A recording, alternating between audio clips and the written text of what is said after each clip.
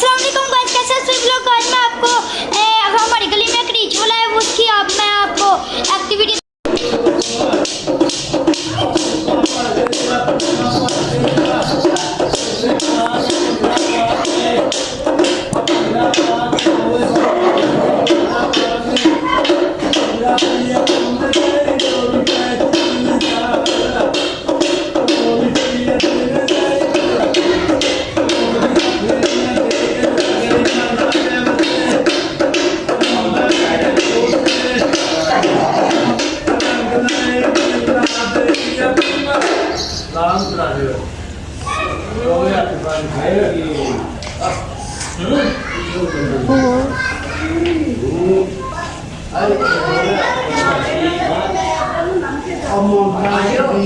नहीं मारना चाहिए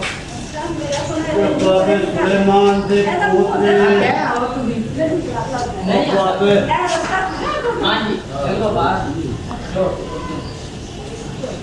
अबे मम्मा यूसुफ दिया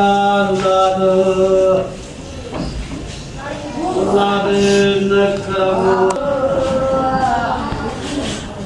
अबे सुलेमान दिया